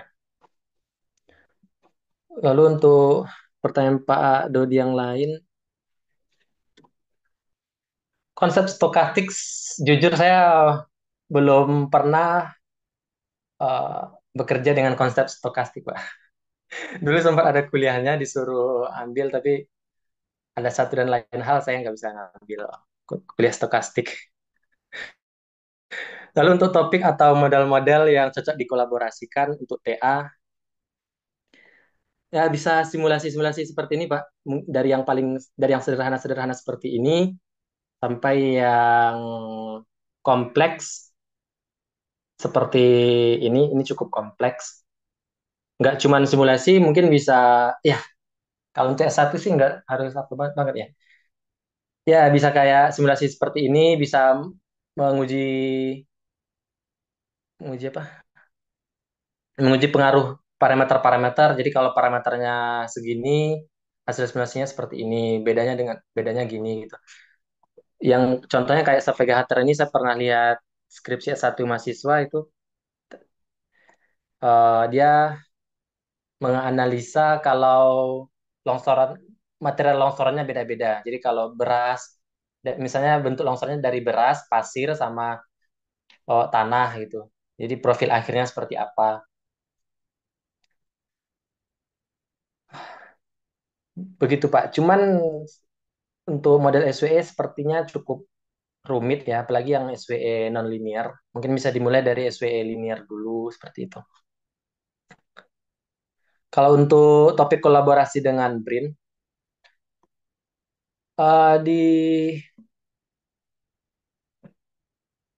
di BRIN kan Pak, yang mirip dengan Departemen Matematika itu ada dua pusat riset komputasi dan pusat riset sains data. Nah, kalau pusat riset sains data mungkin lebih mirip ke prodi statistik. Kalau pusat riset komputasi, khususnya yang kelompok riset saya ini, kelompok riset matematika terapan dan komputasi, mirip dengan eh, prodi matematika, khususnya bidang terapan seperti fluida dan juga matematika biologi.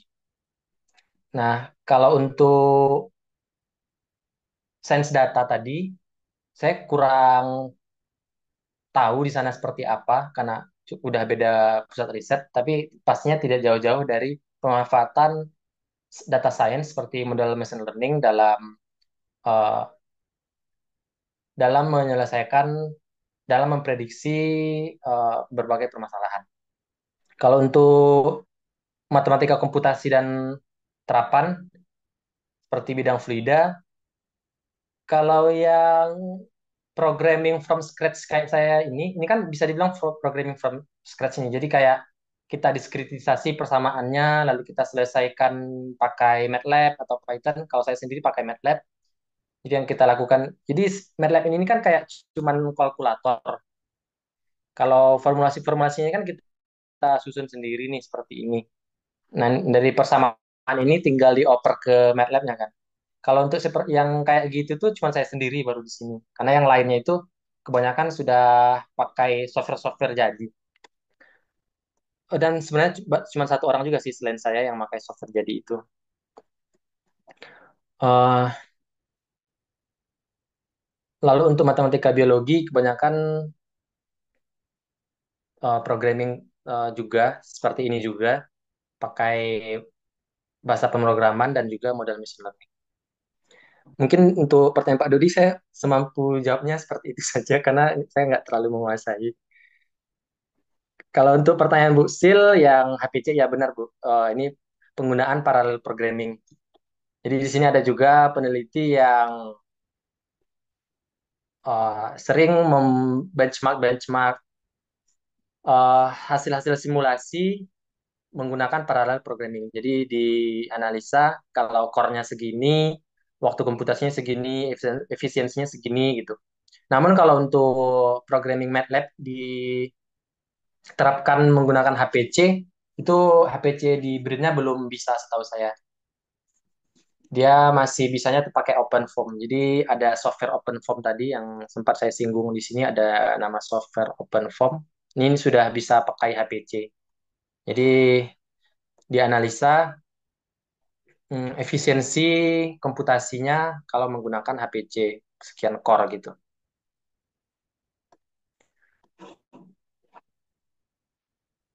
Mungkin begitu saja untuk pertanyaan Bu Sil dan juga Pak Dodi.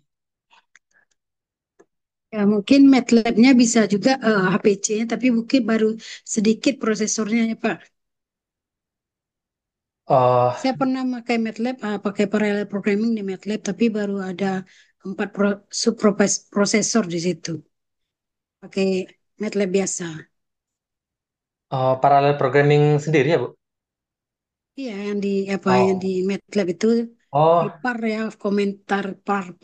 Jadi kita menggunakan parallel programming di MATLAB biasa. Tapi hanya ada bisa ya Bu? menggunakan 4 prosesor 4 di core. situ Oh karena ya. ya. HPC yang saya maksud di sini ini Bu, High Performance Computing di Brin. Jadi di Ya, Brin itu punya HPC HPC. sendiri ya. Ya, saya sendiri belum pernah menggunakan. Sama seperti yang ada di UPM waktu saya kuliah S3 dulu di. Iya Bu. Ya.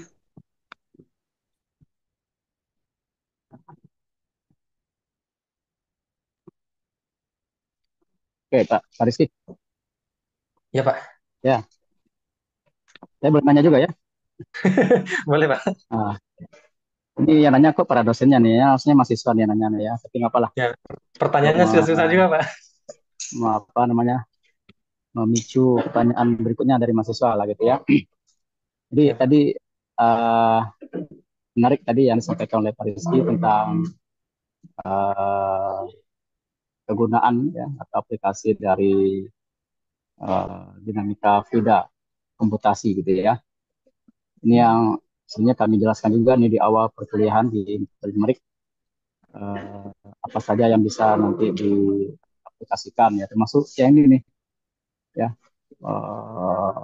yang digambar sekarang ini, aliran fluida untuk mendesain katakanlah mobil F1 gitu ya, yang memiliki hambatan udara yang sangat kecil ya ketika mereka misalnya ingin mendapatkan kecepatan yang lebih baik begitu kan ya. Nah, gimana desain dari F1 -nya. Ini kan sangat aplikatif sekali ini kan di dunia kerja ya Pak Rizky ya. Ya Pak. Terus tadi juga saya dengar tadi ada film La Palma ya. Saya juga nonton itu series. Menarik ya. Kalau ada yang belum nonton bisa ditonton juga nanti untuk menambah motivasi belajar dari menarik. Karena memang di sana kan memang ini ya Pak Rizky ya, dari ceritanya itu simulasi ya, simulasi yang ditampilkan atau yang diprogramkan oleh peneliti kan sudah memprediksi adanya gunung berapi itu meletus ya, kemudian kemana saja arah batu-batuannya dan kemana saja penyebaran gelombang tsunami-nya kan ya, Iya Pak. Daerah mana yang berapa selamat tinggi gitu? gitu ya. Iya Pak.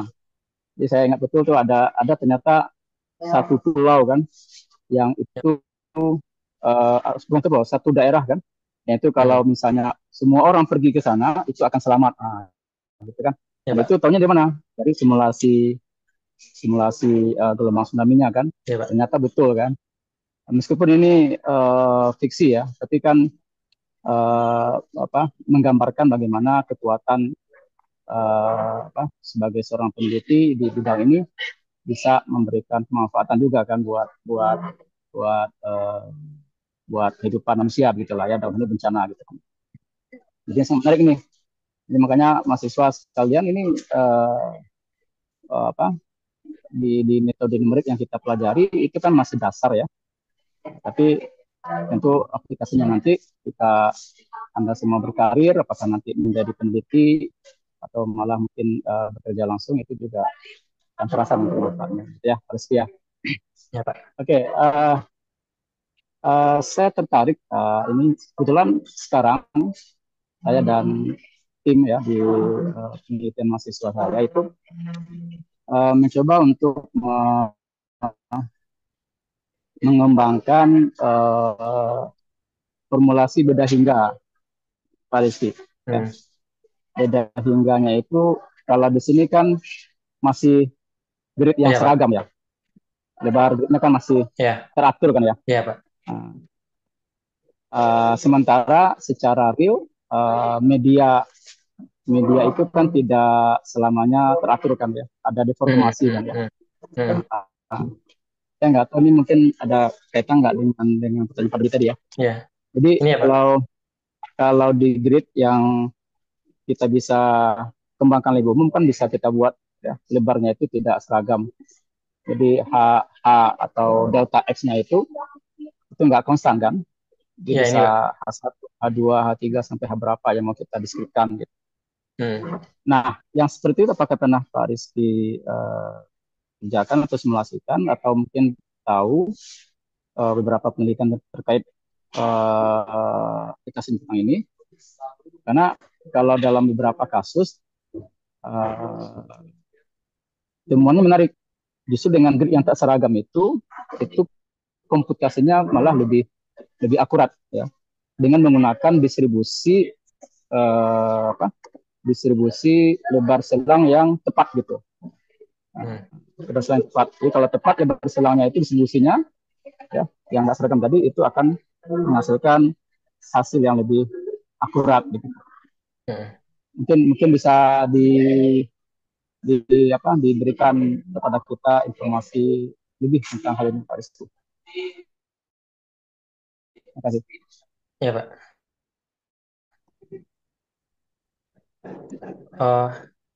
Pertama Pak, mungkin sharing aja ini sih.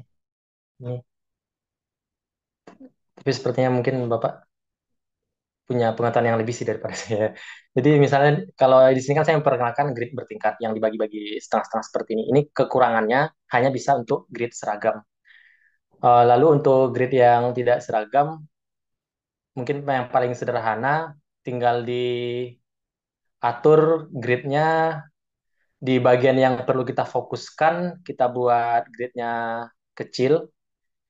Sedangkan di bagian yang tidak butuh fokus banyak, itu tinggal kita buat gridnya luas. Gridnya lebar. Misalnya seperti Dumbreak ini, tinggal kita buat di sekitar obstacle gridnya kecil, di yang lainnya gridnya lebar. Nah, itu pertama. Lalu kedua, bisa juga untuk setiap time step, gridnya berubah-ubah. Itu istilahnya adaptive mesh. Seperti ini, Pak. Saya sendiri belum pernah bekerja dengan adaptive mesh atau ya kalau grid tidak seragam sudah. Kalau grid tidak seragam biasa, bisa juga grid kalau di dua dimensi ada namanya grid segitiga gitu ya Pak. Jadi grid segitiga itu bahkan lebih mudah kita membuatnya, menyusun gridnya dan juga mengatur gridnya di mana yang gridnya kecil, di mana grid yang lebar. Kalau untuk riset-riset mengenai grid ini sudah cukup banyak juga sih sebenarnya Pak. Eh, ya tentang adaptive mesh tadi. Jadi ada juga saya lihat peneliti menambahkan fitur adaptive mesh di model dia dan menganalisa eh, improvement dari sebelumnya, baik dari segi akurasi maupun dari segi waktu komputasi.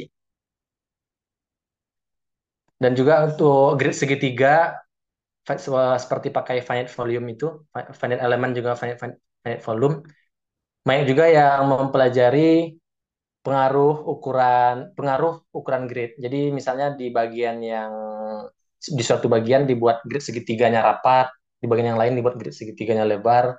Bagaimana bedanya dengan sama aja semua ukuran segitiganya. Begitu Pak, kalau riset mengenai ini banyak juga sih Pak. Ya boleh lah nanti lebih detail ya kita coba diskusi. Karena Baik, Pak. kalau untuk yang grade tak seragam gitu kita sudah mencoba untuk membuat formulasi umumnya. Jadi kita punya Formulasi kalau sekarang kan beda hingga itu kan eh, paling orde per data ya. orde 2, orde Oh, 3 gitu ya. iya Pak. Tapi untuk orde sembarang, nah kita kan biasanya kan secara iteratif kan mendapatkan formulasinya. Tapi kan itu sangat ini kan sangat sangat sangat costly ya dalam komputasi. Jadi kalau kita bisa punya rumus untuk orde berapapun dan orde keakuratan berapapun dan orde turunan berapapun, nah kita bisa bisa itu sebenarnya kan bisa bisa masukkan nanti ke dalam program kan. Hmm, Oke lah, ya. Makasih Pak Rizky ya. sama-sama Pak. Silakan yang mahasiswa sekarang nanya. Baik, mungkin bagi Bapak Ibu dosen serta peserta webinar mungkin masih ada yang ingin ditanyakan. Disilakan raise hand atau on mic.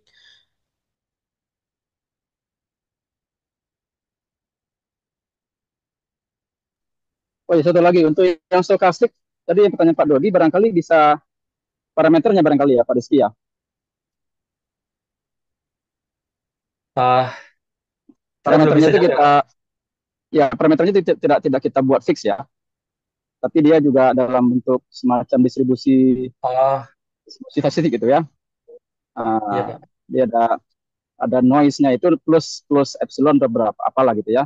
Nah, Hmm. epsilon itu lah nanti akan kita masukkan ininya apa distribusi distribusi distribusi peluangnya begitu.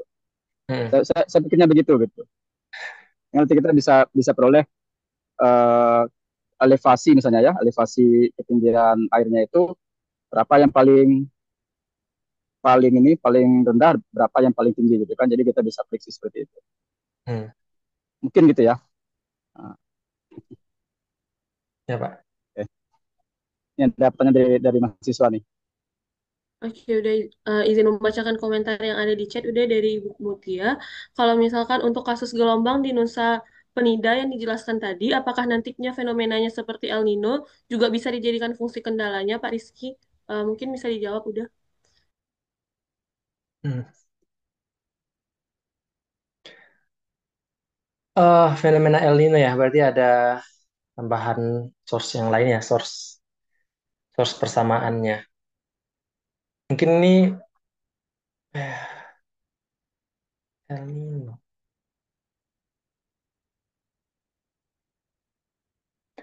Eh, Sepertinya untuk bahasan ini bahasanya sebenarnya bahasan yang seperti ini, yang exchange flow ini sebenarnya lebih teoritis, nggak terlalu aplikatif. Jadi sepertinya kurang cocok untuk diteliti lebih lanjut dengan mengincludekan pengaruh dari fenomena El Nino. Karena sebenarnya ini di laut itu kan sebenarnya nggak terbagi dua lapisan seperti ini. Sebenarnya kan laut itu kayak bisa dianggap sebagai N lapis lah. Sangat banyak sekali lapis. Nggak kayak air, ini kan kayak air dan minyak nih, nggak bisa nyatu. Sebenarnya kan laut itu eh mungkin ya di sini saya nggak perlihatkan sih yang fenomena yang agak lebih realnya. Mungkin itu bisa bahasannya bisa ini bahasan analisa gelombang internal. Tapi persamaannya nggak pakai persamaan SWE lagi. Misalnya pakai Navier-Stokes atau KDV yang lain mungkin bisa. Oh, begitu. Jadi kalau untuk exchange flow menggunakan SWE rasanya tidak tidak perlu tidak perlu ya mengincludekan source lain seperti El Nino gitu. Ini juga bahasannya sebenarnya masih teoritik, hanya mencari profit interface yang mungkin nanti akan berevolusi menjadi gelombang internal seperti itu, Kak. Ya, begitu Bu Mutia. Oke, mungkin dari Bu Mutia Mas ada tanggapan atau sudah cukup, Bu? Ini Bu Mutianya mahasiswa atau yang dosen ini? Ini dosen, Pak. Oh, Mutia dosen. Sorry. Oh, iya. Mahasiswanya nggak ada yang nanya. Iya, mahasiswa justru nggak ada nanya. Ini Nggak ada kuliah, yang ini kuliah nih ya, ada mahasiswa ya. nggak ada rencana Mahasiswa, riset ini mahasiswa. simulasi aliran gitu. Mahasiswa. Nilainya dikurangi Mahasiswa aja, Pak Budi juga Bu, ya. mahasiswa. Iya, Pak Budi juga mahasiswa nih, Pak Rizky. Oh iya, Pak.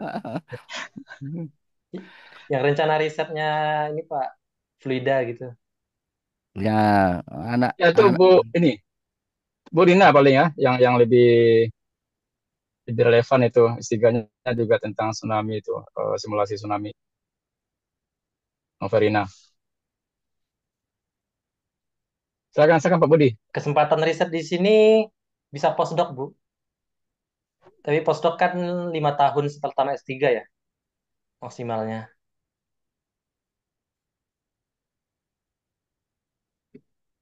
Kalau kolaborasi riset pasti bisa. Tapi kalau untuk mahasiswa, MBKM ya, lagi ada buka buka pendaftaran MBKM setahu saya, Bu. Ya, kalau apa?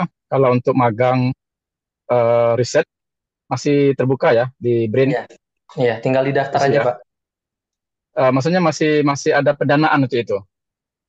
eh Setahu saya dana risetnya doang ada, tapi kan nggak ngasih uang saku ke mahasiswa kan, Pak? Hmm, ya nah, kalau Dari dulu kan ada program MBKM itu memang betul-betul di support full kan. emang Ada uang dikasih saku uang juga saku gitu. gitu, Pak? Ya, kalau dulu iya. Kalau yang apa MBKM flagshipnya Dikti kan. Tapi kan sekarang nggak ada lagi nih istilah MBKM kan. Hmm, Cuman, nah ini untuk informasi juga. Cuman untuk mahasiswa di UNAN ya kita masih menyediakan alokasi dana iya, untuk membiayai magang riset. Jadi ini dananya UNAN gitu. iya, iya. Jadi tetap kita anggarkan. Kalau Hmm, di dalam negeri masih ya, tapi kalau di luar negeri sih memang nggak lagi. Tapi kalau di BRIN kan dalam negeri itu bisa, iya, iya. bisa sangat terbuka Kemarin, kemungkinan dan itu nanti didanai juga oleh UNAN. nah, Nah, teman saya kemarin ada juga, mungkin Pak, dari Unsud. Emang Unsudnya yang memberi dana ke mahasiswanya. Kalau dari BRIN ya agak susah, Pak. ya betul ya. Dana. Berarti kalau begitu bisa tuh mungkin langsung misalnya ke Pak Rizky beberapa orang mahasiswa ini Ya, sebenarnya saya ada bisa aja, Pak, buka. peluang nggak tuh? Ya, sebenarnya saya bisa aja buka MBKM, cuman saya masih ada fokus yang lain gitu, Pak. Saya mau fokus persiapan Hmm. studi lanjut, Pak. Ya, atau mungkin bisa Kalau dikenalkan kalau dengan ya, peneliti di BRIN siapa gitu yang bisa ini ya. ya nanti bisa saya hubungkan, Pak. Ya. Kalau sudah dapat pembimbingnya di sana, nah kita bisa atur lah di sini Bisa. bisa di-apply kan. Mumpung ini nanti semester baru kan, berarti tentu mulai dari sekarang nih kan. Ya, ancang-ancangnya. Nah, ini mahasiswa di sini yang tertarik bisa nih, ya. iya Pak. Kalau ada Kalau sudah yang oke nanti kita ini. ya Hmm. kalau ada yang tertarik di bidang fluida, iklim atau biologi Pak, bisa nanti saya hubungkan ke penelitinya. Hmm. Nah, tuh. Kalau yang iklim biasanya pakai machine learning. Kalau fluida biasanya pakai software, terus pakai HPC gitu Pak. Lalu ada juga Hmm. teman saya yang biologi gitu. Iya. Mungkin ini bisa kita bicarakan lebih serius dan intens ya, Rizky ya. Ya, Nanti mungkin lewat departemen atau lewat prodi nanti. Nah, ini kalau sudah ada, nah, kita bisa umumkan kan kepada mahasiswa untuk memanfaatkan, ya, mendaftar. Kalau misalnya banyak, tentu kita seleksikan nanti kan. Nah, hmm. kalau misalnya ada yang tertarik banyak, kita terseleksi dan kita bisa ajukan ke UPT ini, UPT PDK namanya kan kalau di kita, Hmm. pelajaran di luar kampus. Nah, oke.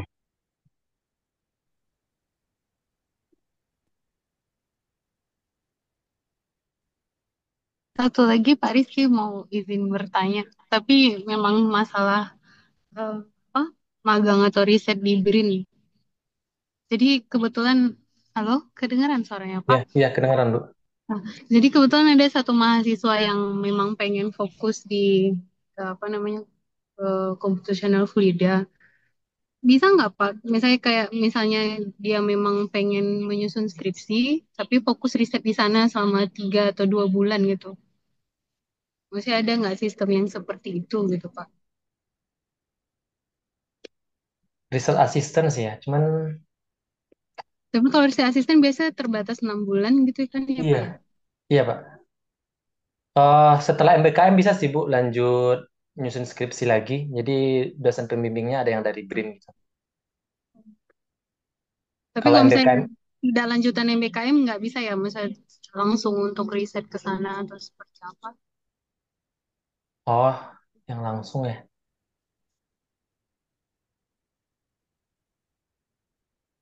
Hmm, ada sih Bu, masih bisa. Berarti nanti sama seperti kayak Pak Madifan tadi kali ya Pak. Insya Allah nanti Iya. ditindaklanjuti setelah apa seminar ini gitu. Nah, nanti sampaikan aja Bu minat risetnya apa, mungkin bisa saya hubungkan ke penelitinya. Terima kasih banyak ya Pak. Soalnya kalau misalnya bertanya tentang materinya nanti mungkin mahasiswanya tambah tidak ada kesempatan bertanya. Terima kasih sebelumnya ya Iya. Pak. Sama-sama Bu.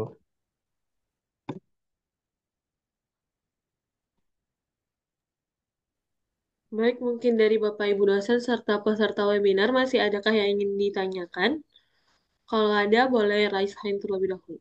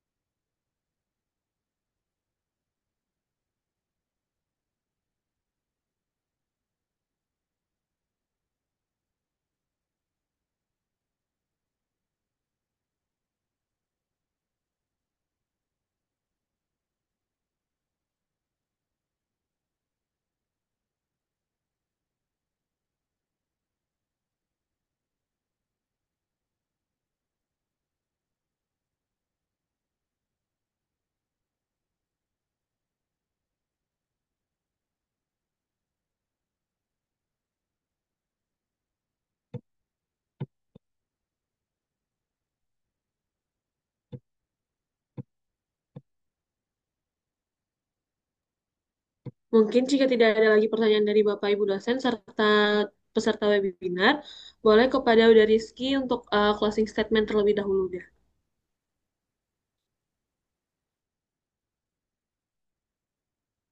Baik, terima kasih saya ucapkan kepada panitia yang sudah mempersiapkan acara dan juga kepada Bapak Ibu dosen yang telah memberikan saya kesempatan dan juga atas diskusinya. Semoga nanti ke depannya bisa berkolaborasi baik eh, untuk baik dengan mahasiswa maupun dengan Bapak Ibu dosen. Dari saya cukup sekian. Terima kasih. Assalamualaikum warahmatullahi wabarakatuh. Selanjutnya kita masuk ke sesi penyerahan sertifikat. Boleh kepada panitia untuk menampilkan sertifikatnya.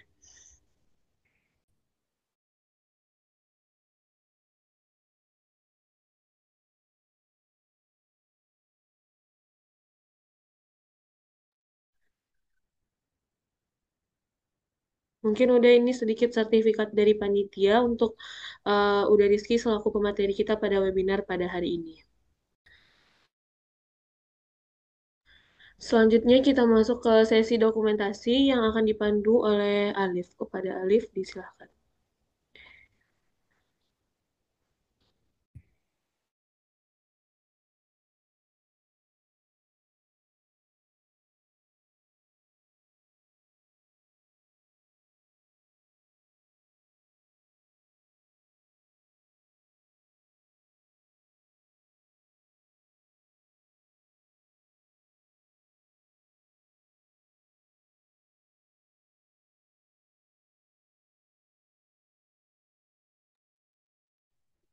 Untuk rekan-rekan boleh diaktifkan kameranya karena kita akan melakukan sesi dokumentasi.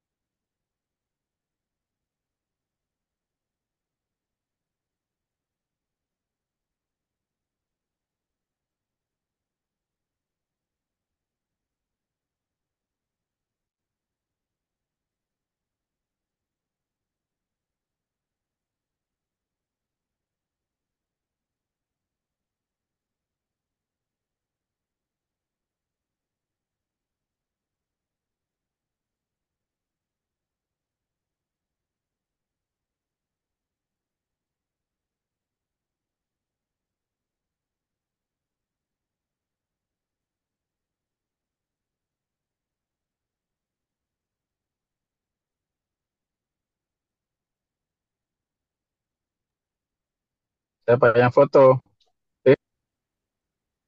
Sudah Pak, Hmm?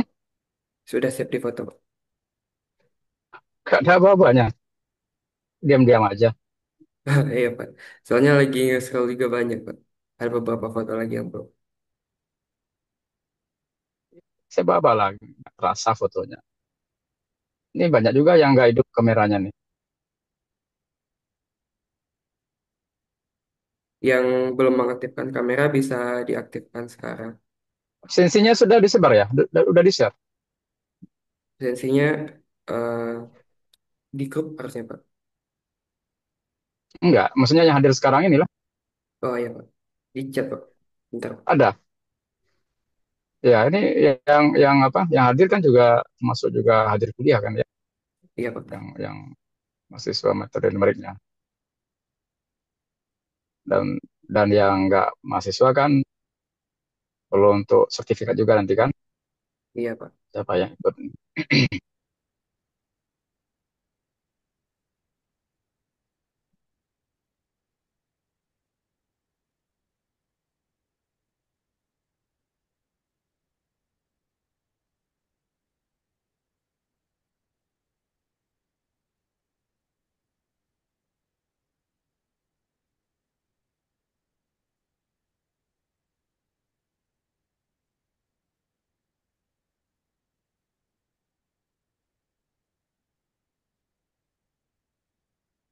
Sesi dokumentasinya sudah siap. Mungkin bisa dikembalikan ke moderator. Untuk link absennya bisa dilihat di kolom komentar di chat.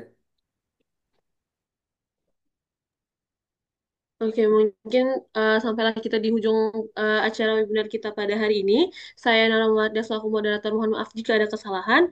Terima kasih kepada Uda Rizky Kurniawan selaku pemateri kita pada hari ini. Terima kasih kepada Bapak Ibu dosen yang telah mengikuti acara ini dari awal hingga akhir. Dan terima kasih kepada seluruh peserta webinar yang telah mengikuti kegiatan kita pada hari ini. Saya akhiri dengan mengucapkan wabillahi taufik wal hidayah. Wassalamualaikum warahmatullahi wabarakatuh. Waalaikumsalam Warahmatullahi warahmatullahi. wabarakatuh. Terima kasih Buya Rizky. Terima kasih. Sama-sama, Ya, Pak. Rizky. Terima kasih ya. Terima kasih Rizky Kurniawan. Sama-sama, Pak. Terima kasih Pak Rizky. Ini lagi Ini absensinya nih ya. dosennya di mobil semua. Iya, luar biasa. Sukses itu. Dosennya mau